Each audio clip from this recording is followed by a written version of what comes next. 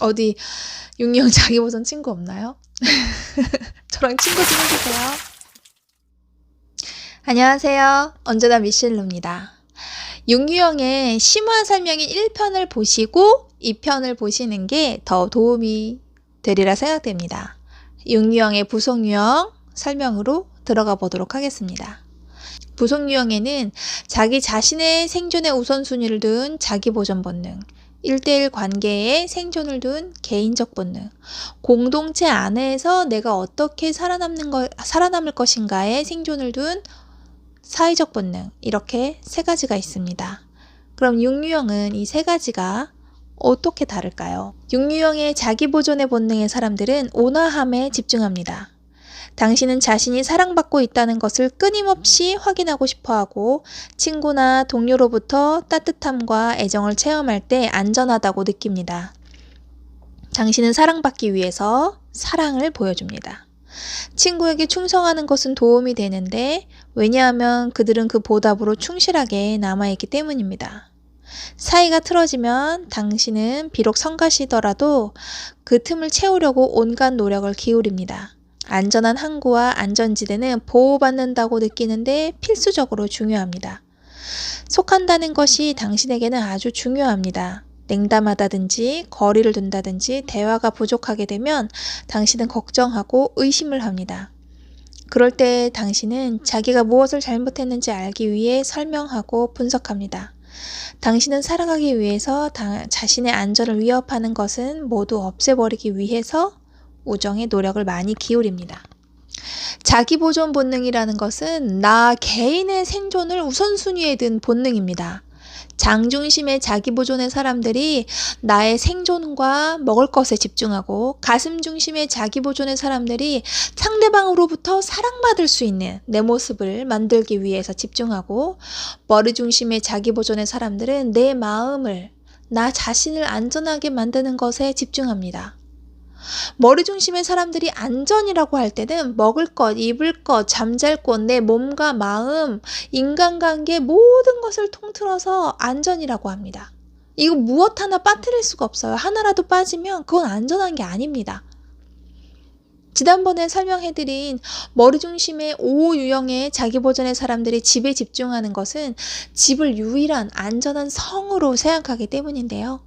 육류형의 자기보존의 사람들은 나의 생존을 위해 온화함에 집중하는 것입니다. 내가 따뜻하고 친절하고 좋은 사람이 되면 주변에서 나를 안전하게 보호해 줄 것이라고 생각하는 거죠. 이들은 따뜻함에 우정에 집중하지만 사회적 본능의 부속유형 사람들처럼 친구가 막 되게 많다는 것이 아닙니다. 아주 손에 꼽히는 친구들과 직장, 가족, 아주 한정적인 인간관계 안에서 따뜻함을 내보이면서 성실하게 살아갑니다. 제 주변에는 육류형의 사람들이 참 많은데 그 중에 자기보존의 사람이 없더라고요. 이번에 새롭게 알게 됐어요. 내 주변에 자기보존의 사람이 없단 말이야? 누가 있을까 하고 곰곰이 생각해 보니까 저희 신랑 지인에게 육류형의 7날개면서 공포 수능형인 자기보존의 남자가 있습니다. 이 친구는 신랑이랑 고등학교 때부터 알게 된 사람인데 본인이 알고 있기로도 친구가 자기밖에 없다며 약간 어깨를 으쓱하는 건지 아주 한정적인 친구만 있는데 그 친구들에게 굉장히 따뜻하게 잘 대해주는 그런 사람이에요.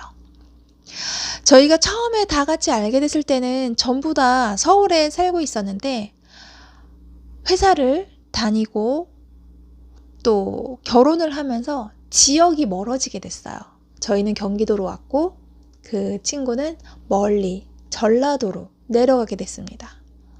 이 한정적인 인간관계에서 아주 소중한 친구였는데 너무나도 이게 거리가 물리적으로 멀어져 버리니까 이 친구는 저희에게 매년 명절이나 휴가나 뭐 이런 때마다 러브콜을 보냈습니다. 제발 좀 놀러 오라고. 자기가 오면 아주 잘해주겠다고. 여기 맛집도 많고 지낼 곳도 있으니까 제발 좀 내려오라고 하는데 제가 너무 멀고 전라도는 많이 여행을 안 다녀봐서 뭐 어딜 가야 될지도 잘 모르겠고 해서 그 지역 이름도 굉장히 생소한 곳이거든요. 그래서 나는 안 간다고 한 5년 넘게 거절을 하다가 코로나가 심해지기 전 거길 한번 갔다가 2번이나 거의 그 해에 2번이나 갔다 왔어요. 한 번은 저희 가족끼리만 다녀오고 한 번은 저희 친정 식구들이랑 2박 3일 또 다녀오고. 왜 2번이나 가게 됐냐면 그 친구가 굉장히 잘 챙겨줬기 때문에 그 이유가 아주 한몫했습니다.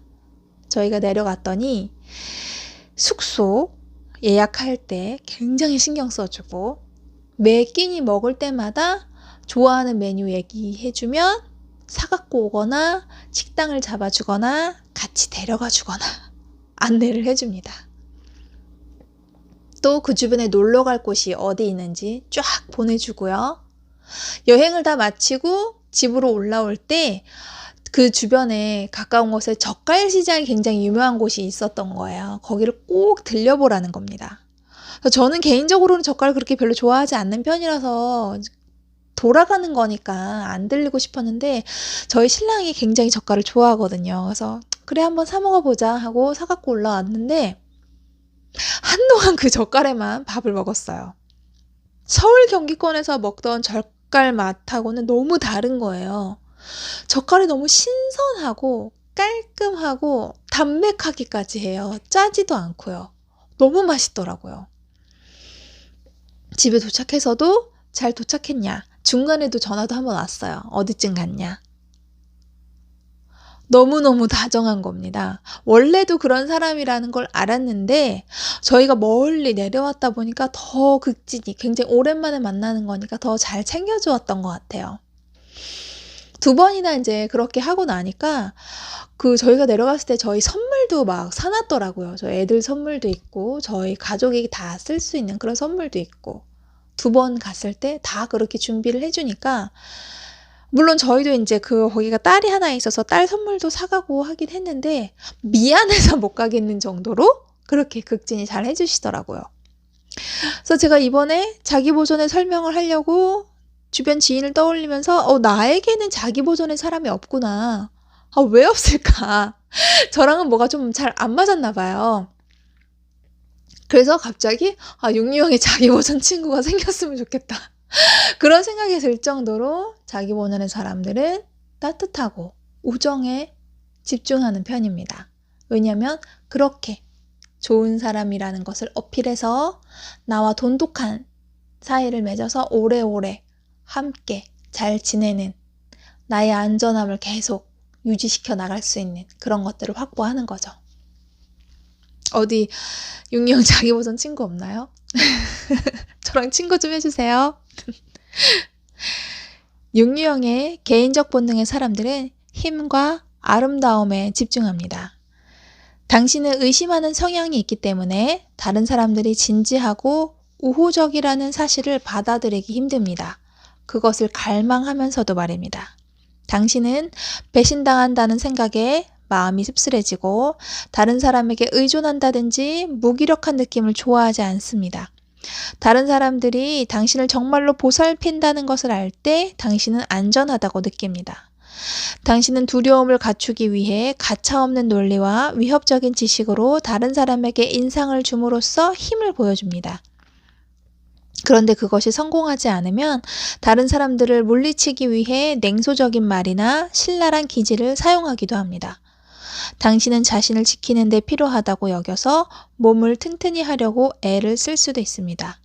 그리고 당신은 아름다움을 갈고 닦는다든가 성적인 매력이 있을 때 혹은 유혹적일 때 안전하다고 여깁니다. 개인적 본능의 사람들은 1대1 관계에서 살아남으려고 하고 사랑하는 사람을 만나 사랑받는 것이 생존 본능과도 같기 때문에 나를 꾸미는 데 애를 씁니다. 그것이 운동이 되기도 하고 옷이나 화장을 더 신경 쓰기도 하죠. 그리고 여기서 추가될 것은 내가 생존을 걸 상대방이 원하는 모습, 상대방이 좋아하는 취미, 추구하는 삶의 방향까지도 맞춰줍니다. 그렇기 때문에 상대방이 옳지 않은 것을 알면서도 따라가기도 합니다. 자기 자신이 개인적 본능의 사람이라면 그저 상대방이 원하는 대로 내가 끌려가고 있는 것은 아닌지 잘 살펴보는 것이 좋습니다. 저희 주변에 6유형의 7날개면서 공포대항형의 개인적 본능인 여자분이 있고 6유형의 5날개이면서 공포순응형인 개인적 본능의 여자분이 있습니다. 두 사람은 날개도 다르고 공포순응과 공포대항이기 때문에 굉장히 달라요. 근데 이 둘의 유일한 공통점이 있다면 바로 운동을 굉장히 열심히 한다는 겁니다. 우리가 운동 열심히 해야 되죠. 건강해지려면 또 나의 건강을 유지하려면 나이 들수록 더 근력 운동도 열심히 해야 되고 꾸준히, 제일 중요한 건 꾸준히 해야 된다는 거죠.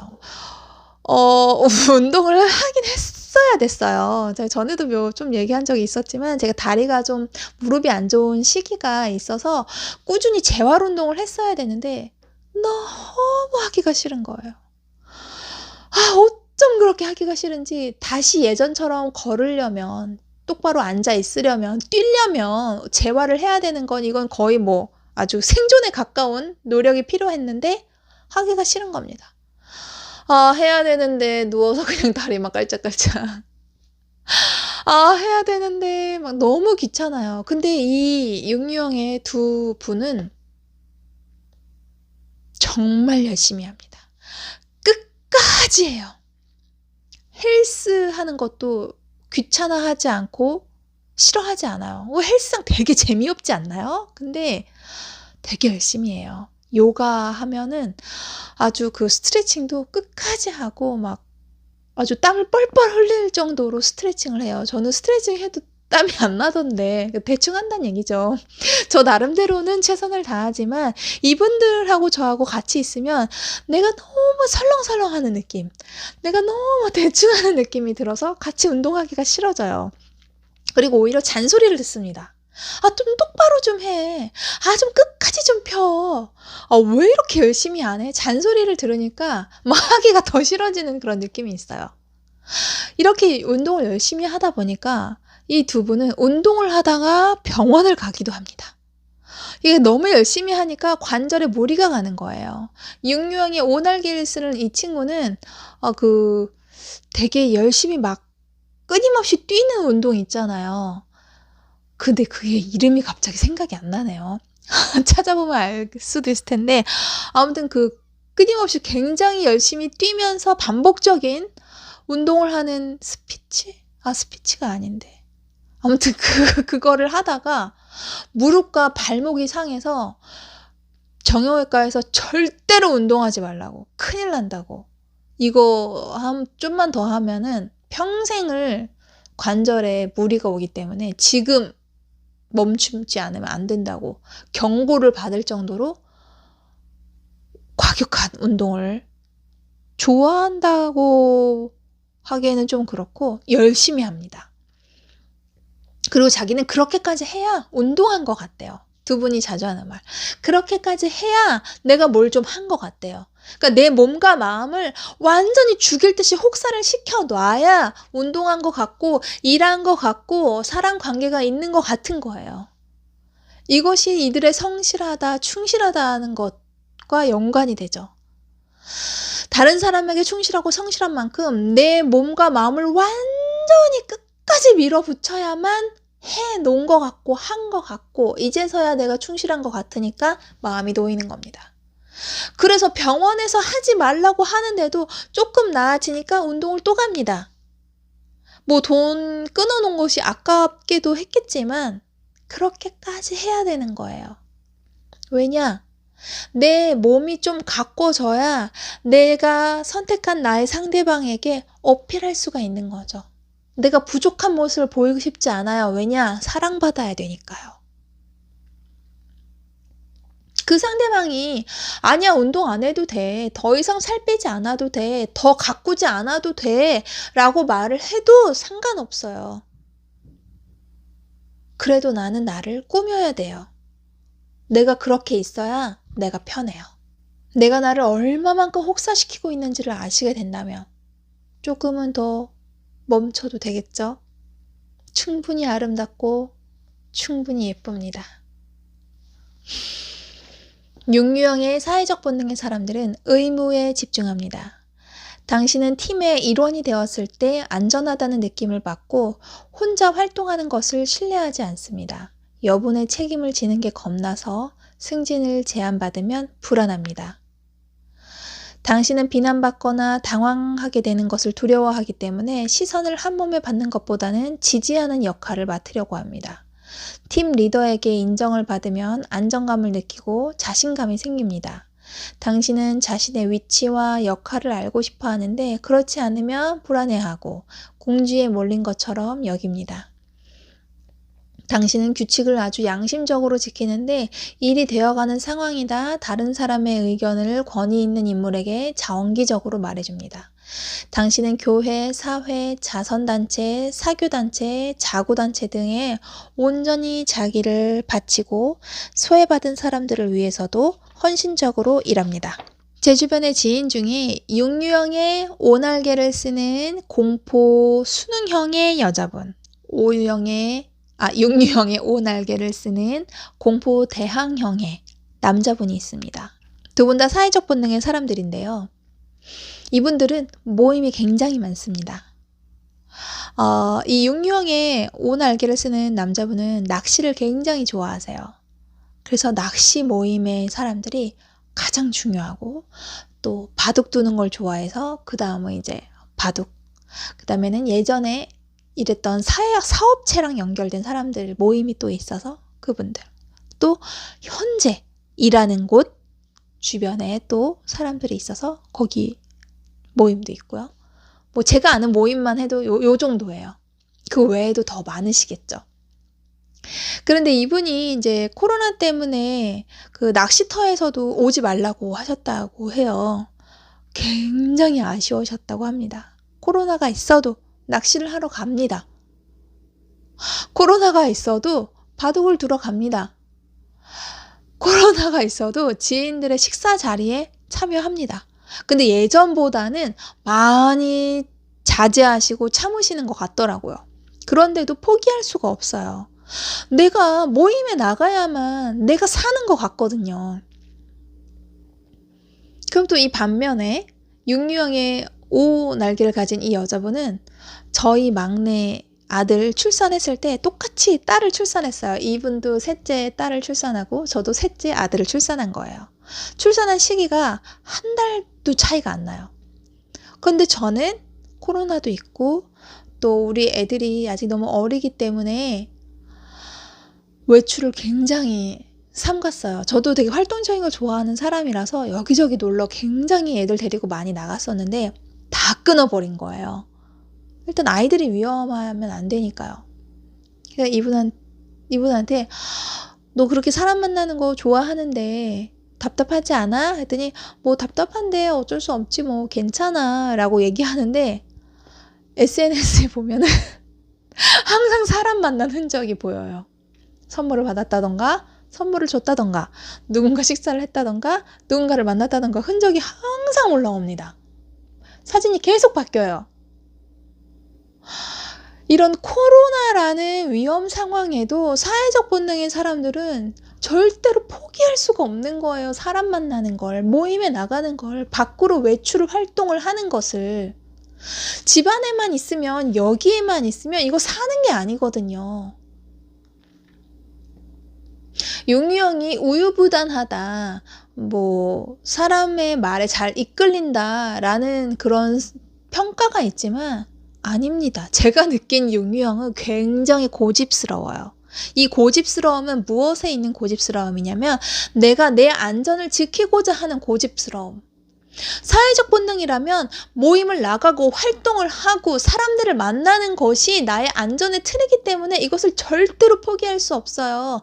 생명의 위협에 있는 전염병이 돌지 않건 이건 상관이 없는 거예요. 왜냐? 이게 나의 생존 본능이니까요. 육유형의 에고는 내가 안전하고 안정적이라고 느낄 만큼 충분한 지원을 받고 있을 때 삶의 모든 문제가 다루어지고 어떤 일이 갑자기 일어나서 나를 놀라게 하지 않을 때만이 내가 사랑과 인정을 받으며 자유롭게 주체적으로 존재할 수 있다고 나에게 속삭입니다. 이것은 굉장한 속임수죠. 이들이 원하는 상태는 절대로 찾아오지 않습니다. 에고는 참나로부터 분리된 결과, 그 대체물로 생겨난 것입니다. 결핍의 수산이죠. 원초적으로 결핍되어 있는 겁니다. 에고는. 이 에고가 아무리 나에게 이러한 상황이 올 거야, 더 열심히 해, 더 노력해 라고 나를 속삭이지만 그 상황은 절대로 나에게 찾아오지 않는다는 거예요. 성격의 두 축을 이루는 기본적인 두려움과 기본적인 욕망은 결핍의 두 측면에 불과하지, 이 참 자유는 결코 에고가 줄 수 있는 것이 아니라는 겁니다. 육유형은 사람들이 기대하는 것을 해야만 사랑받을 수 있는 존재라는 생각에서 그렇지 않다 하더라도 나는 이미 사랑받는 존재라는 생각으로 의식의 전환이 필요합니다. 의식의 전환, 생각을 바꾸기 위해서는 일깨우는 신호에 멈출 것, 의식 성찰할 것, 이 두 가지를 꾸준히 하시는 것이 도움이 됩니다.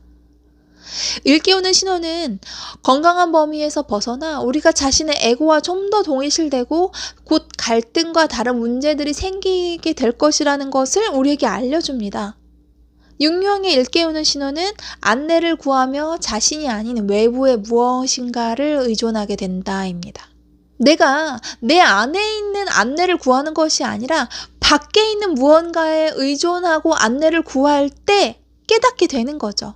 멈춰보는 겁니다. 육유형은 다른 사람에게 불평함으로써 다른 사람이 자신에게 얼마나 충실한지를 시험합니다. 불안하기 때문이죠. 내 안에 있는 내적 자원은 찾아보지 않고 밖에서 나를 누군가가 도와줄 거라는 마음이 크기 때문에 외부에 의존하지만 그것이 변화될까 봐 두렵기 때문에 자꾸 시험하게 됩니다. 너는 나를 안전하게 지켜줄 거야? 너는 나를 도와줄 거야? 이러한 순간이 찾아오면 잠시 나의 말과 행동을 멈추고 나 자신을 바라봅니다. 조용히 나의 모습을 관찰하는 거죠. 내 표정, 내 감정, 내 머릿속에 떠도는 생각들을 있는 그대로 판단하지 않고 살펴봅니다. 내가 또 나의 생각 없이 권위에 따라갔나? 두려운 생각에 사로잡혀 주위 사람들에게 아무 일도 못하게 했나? 의식 성찰합니다. 의식 성찰의 방법에 대해서는 7유형 설명이 완료되면 업로드하도록 하겠습니다. 육유형의 열정이 두려움과 비겁함이라는 것에 대해서는 1편에 설명을 해드렸는데 이들의 열매, 일깨우는 신호에 멈추고 꾸준하게 의식 성찰을 하면서 나를 객관화시켰을 때 찾아오는 육유형의 열매는 용기입니다. 그 어떤 도움 없이, 그 누구의 안내 없이 나 스스로 완전하게 설 수 있고 이겨낼 수 있고 해결할 수 있는 용기가 이미 내 안에 있습니다. 오히려 그 용기는 나를 기다리고 있어요. 누군가의 도움이 없으면 안 된다고 생각하는 그 마음 뒤에 나를 기다리고 있습니다.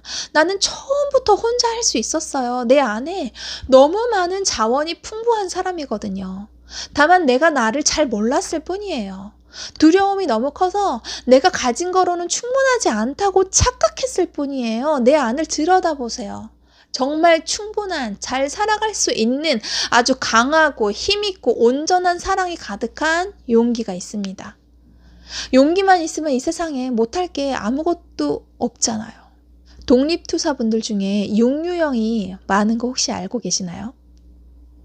그 정도의 절박함과 고통 속에서 자신의 신념과 옳은 일을 위해 밀고 나가는 그 힘은 마치 장중심이 아니면 아무도 못할 것 같은데 의외로 그 독립투사분들 사진을 보면 육유형이 진짜 많으신 겁니다. 그 사진을 보고 제가 마음으로 얼마나 많이 울었는지 몰라요. 육유형 진짜 용기 있는 사람이구나. 나 같으면 무서워서 도망쳤을 텐데 내 목에 칼이 들어와도 절대로 내 신념을 굽히지 않는 그런 용기가 육유형 안에는 있다는 겁니다.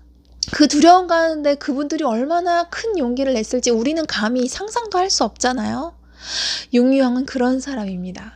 요즘 같은 시기에 우리 모두 힘든 시기를 잘 버티고 잘 이겨낼 수 있는 용기가 생겼으면 좋겠습니다. 저도요. 다음 시간에는 머리중심 7유형, 부속유형 설명으로 이어집니다. 다음에 뵐게요.